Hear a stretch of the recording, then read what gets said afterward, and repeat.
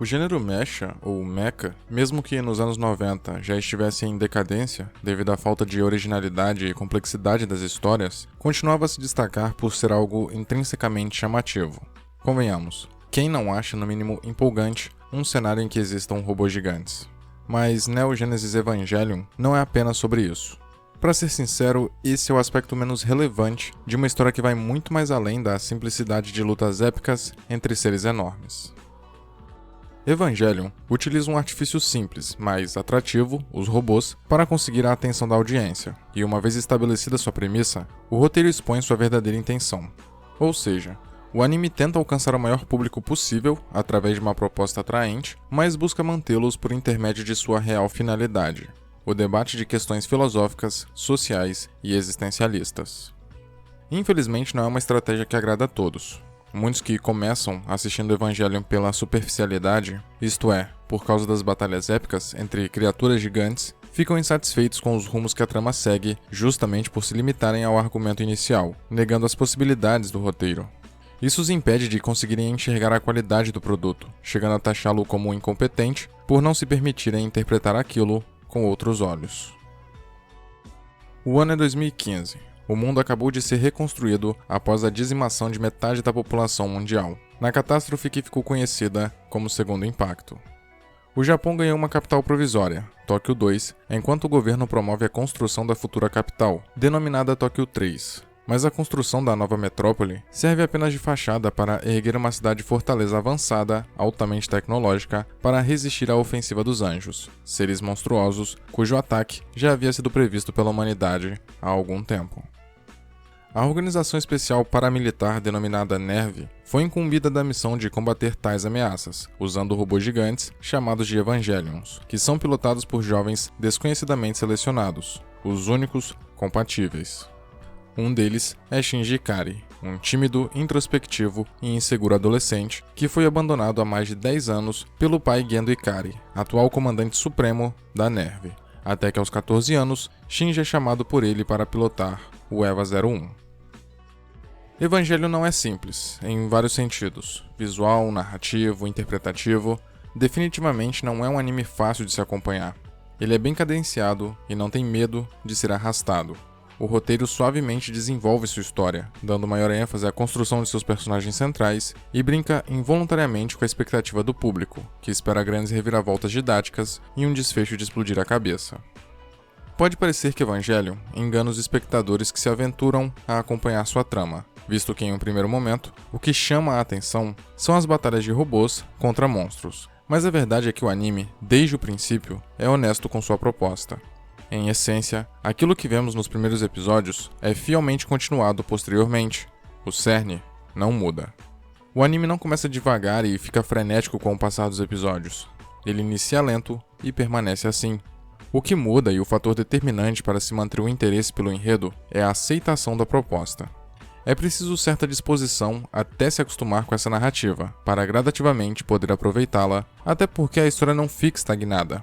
Ela evolui, porém devagar. Isso não quer dizer que Evangelion esporadicamente não peque. Por exemplo, algumas cenas são desnecessariamente longas, o que nos faz questionar o seu propósito na trama. Também acontece bastante dos diálogos serem exaustivamente extensos, de planos ficarem demasiadamente em destaque e dos dramas pessoais dos personagens tomarem excessiva importância. Um dos motivos para isso é, obviamente, dar mais profundidade ao enredo, torná-lo mais intenso e rico em detalhes. Porém, o verdadeiro responsável por essas características foi o baixo orçamento. Próximo ao final do anime, isso fica mais evidente. A cena do elevador é emblemática, sendo mais de 30 segundos de tela estática, com as personagens paradas sem fazerem absolutamente nenhum movimento. E os 2 episódios finais são ainda mais representativos, já que tudo o que testemunhamos é uma viagem onírica e reflexiva do protagonista, propositalmente confusa e repetitiva visualmente. É claro que orçamento reduzido é sempre um problema para obras ambiciosas, mas os criadores do anime até que conseguiram contornar bem a precariedade financeira. Percebe-se que a criatividade se sobressaiu e, apesar das cenas supracitadas, elas não tiram o mérito do anime e muito menos desmerecem as pessoas que o produziram. Num panorama geral, essas passagens acompanham precisamente o que a história entrega. Entretanto, isso só fica claro ao final. Desse modo, é relativamente fácil achar esses momentos chatos e se encontrar desmotivado a continuar assistindo. Evangelion, novamente, é muito mais do que robôs gigantes lutando contra criaturas misteriosas. Sua temática abrange vários outros assuntos e se misturam entre si. Para entendê-lo, não basta só se atentar a cada episódio para absorver as informações necessárias a fim de interpretá-las, como é imprescindível compreender a intenção dos personagens, o objetivo da trama e o que o anime quer verdadeiramente discutir. Não adianta preocupar-se apenas com o desfecho, é crucial interessar-se pela trajetória também. Dito isso, o desenvolvimento dos personagens é de extrema relevância.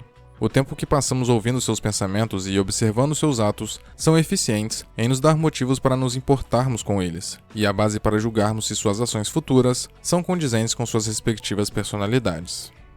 Por mais tediosas que possam ser algumas cenas e diálogos, é indiscutível o valor delas para a narrativa.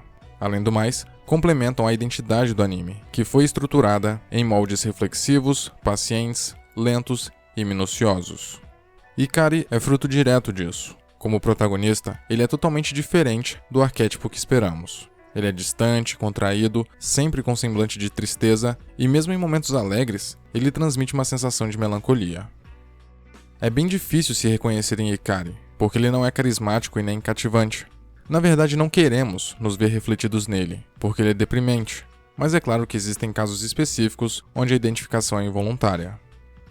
Sendo sincero, Ikari não é o tipo de pessoa que você gostaria de ter por perto, mas em contrapartida, ele representa muito bem a angústia de alguém que foi abandonado pelo pai e que não se sente querido, que acredita que sua vida não tem propósito algum. Chamado de a terceira criança e piloto da unidade 01, Ikari sofre do complexo do porco-espinho, proposto como um dilema por Schopenhauer, que diz respeito à noção de que, quanto mais perto estão dois ou mais indivíduos, maior a probabilidade deles se ferirem mutuamente. Contudo, mantendo-se distantes, eles irão sentir a dor da solidão. Ikari, ao mesmo tempo que anseia por proximidade, intimidade, afeto e calor humano, evita se aproximar profundamente das pessoas com medo de se machucar ou acabar machucando alguém. O protagonista, apenas um adolescente de 14 anos, já passou por muito pesar no seu curto período de existência. Isso o torna um personagem incomum, e além da identificação, de um modo geral, não ser imediata, tanto pelo seu distanciamento do arquétipo popular de protagonista de anime, quanto pela sua falta de carisma, Ikari é depressivo. Claro que a fase que ele está passando não ajuda. A adolescência sempre é uma etapa complicada da vida, mas é notável que Ikari é traumatizado. Ele se sente inseguro e nem acredita em suas capacidades, o que torna difícil para o público imaginá-lo como salvador do mundo. Mas isso é excelente, dado que esse é justamente o intuito. Ikari, embora tenha a predisposição, não é o escolhido, não é o cara da profecia e não começa já sendo o melhor piloto de Eva. É bem pelo contrário, mas sua jornada o guia para transformá-lo em um herói, mesmo que ele não tenha consciência disso. Essa trajetória é demorada, mas é bem conduzida, e quando finalmente se aceita a proposta do anime, ele torna-se empolgante, e acompanhá-lo deixa de ser uma tarefa enfadonha. Por outro lado, a complexidade extrema da trama só aumenta, e isso pode causar certo desconforto pela sensação de que se deixou alguma coisa passar, quando na verdade é a narrativa que é insuficientemente clara intencionalmente. A mitologia não explorada de Evangelion, os anjos, a própria organização NERV e aspectos de determinados personagens continuam um completo mistério, mesmo no final da história. Algumas perguntas são respondidas, mas não chegam nem perto de sanar as várias dúvidas levantadas, o que gerou uma certa decepção e revolta generalizada por parte dos fãs na época de lançamento do anime, quase que obrigando os criadores a disponibilizarem diversos materiais extras que dessem uma conclusão digna para o anime. De certo modo é compreensível a mitologia não ter sido expandida, afinal, esse não era o objetivo. O problema é que a cada episódio somos introduzidos a um novo conceito ou surge uma nova informação, e isso vai se acumulando, o que, querendo ou não, provoca uma expectativa enorme na audiência, que espera ser recompensada, o que não acontece de maneira satisfatória. Entretanto, vale citar que o anime tenta te preparar para isso nos últimos episódios, mas não é muito eficaz. Por causa do já mencionado baixo orçamento, o desfecho não pôde ser da maneira que deveria ser, e infelizmente atrapalhou o andamento da trama que estava tomando um ritmo crescente, o que não é necessariamente um ponto negativo, mas a queda brusca nessa cadência causa no mínimo uma estranheza. Grande parte do sucesso de Evangelion é proveniente de seus debates existencialistas acerca da humanidade, mas uma parcela significativa desse êxito vem da atenção dada aos coadjuvantes, Misato Katsuragi, Rei Ayanami, Asuka Langley e, claro, ao pai do protagonista, Gendo Ikari. Misato é a superior de Shinji e uma moça muito divertida. Ela acaba criando uma afeição pelo personagem principal e passa a tratá-lo como um irmão mais novo, sempre tentando protegê-lo e animá-lo. No trabalho, seu comportamento é ligeiramente rígido, pois ela assume uma postura responsável e comprometida, o que diverge bastante da sua vida fora do ambiente da organização NERV. Ela é descompromissada, alegre, e mesmo com um trauma passado que a assombra e a afeta ocasionalmente, Misato mantém o otimismo. É a personagem que mais se aproxima do público e provavelmente a que mais cativa por ser a bonitinha atrapalhada, porém que sabe impor respeito. Suas interações com Shinji são muito agradáveis e são as únicas partes onde o humor do anime realmente se sobressai. Em contrapartida, temos a mórbida Rei Ayanami. Ela é um dos mistérios da história, e o que se sabe inicialmente é que ela é bem calada, não tem muitos pudores e por alguma razão tem a simpatia e a atenção de Gendo. Conhecida como a primeira criança e piloto da Unidade Zero, ela, em muitos momentos, nem parece humana, tamanha é sua frieza e antipatia. Rei parece não ter sentimentos ou, no mínimo, que sabe escondê-los muito bem. Embora seu passado seja uma incógnita e suas ações aparentemente superficiais, ela possui uma grande significância para a narrativa, principalmente para as motivações de Gendo. As ações deste último são esclarecidas quando entendemos quem é Rei e por que Gendo é quase obcecado por ela. Ambos são peças-chaves para não só o entendimento da história como um todo, como para compreendermos finalmente as justificativas do pai de Ikari. Asuka Langley, responsável pela Unidade 02, e a segunda criança, é supostamente uma garota mimada e irritante, que se acha a melhor piloto de Eva e subestima todos os outros. Ela é muito confiante, alegre e proativa, basicamente o completo oposto de Shinji. Contudo, um lado da mesma moeda.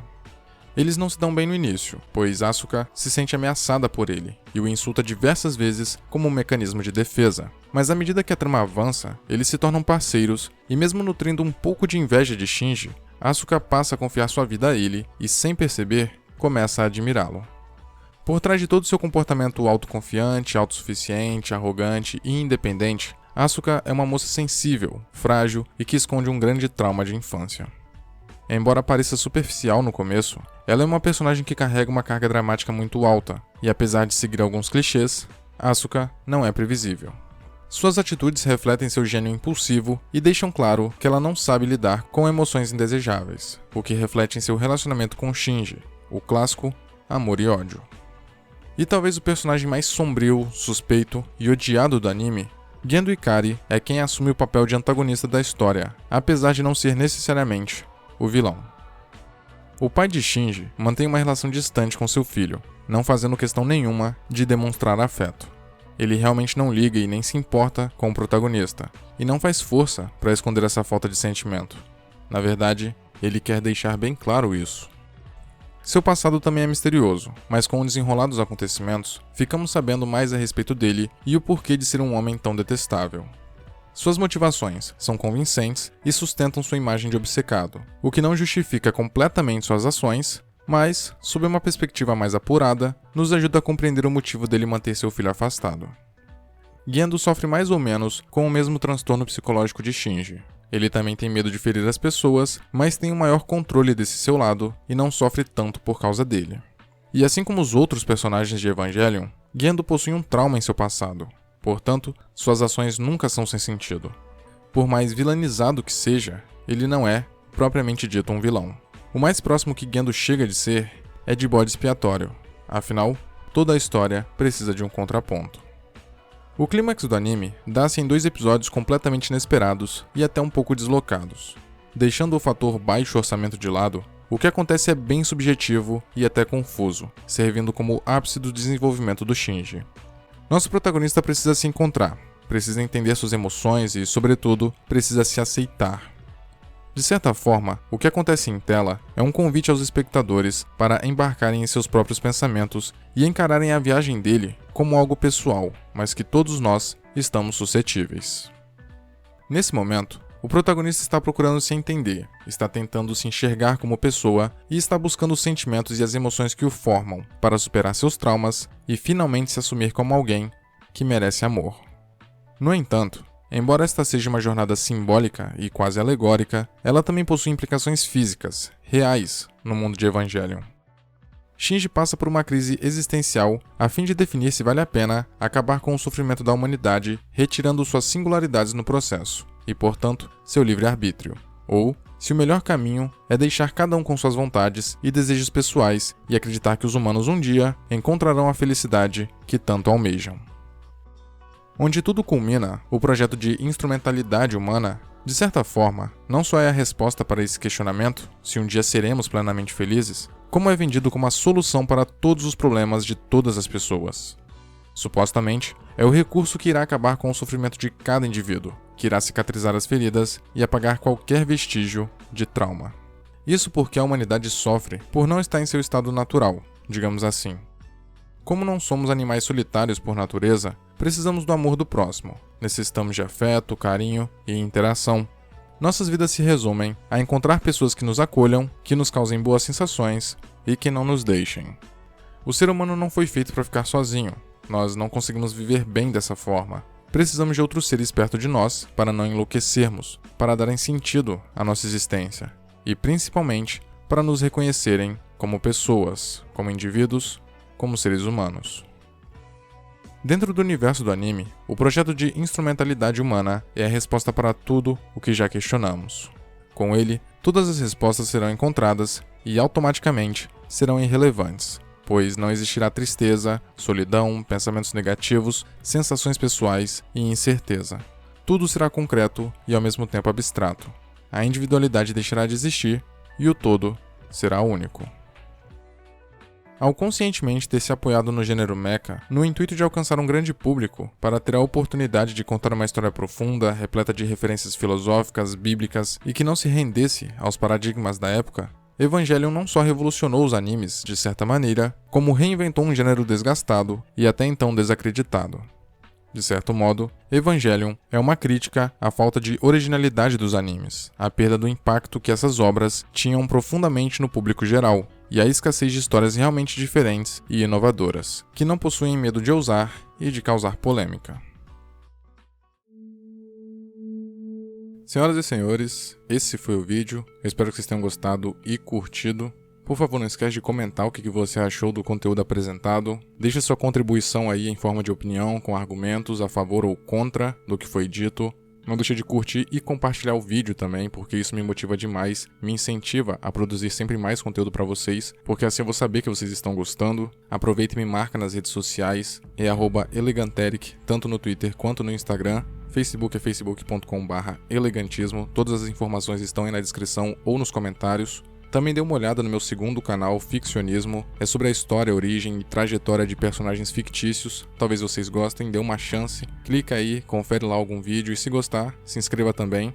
Se possível, torne-se membro do canal, isso ajuda também demais a manter o trabalho que é feito aqui vivo. E é isso, no mais eu agradeço muito vocês que assistiram até aqui, vocês que curtiram, compartilharam e se inscreveram. Um agradecimento especial à galera que é membro do canal e ao pessoal que acompanha o trabalho que é feito aqui há muito tempo. Beleza? Então é isso, eu vou ficando por aqui. Valeu, falou, abraço e até logo.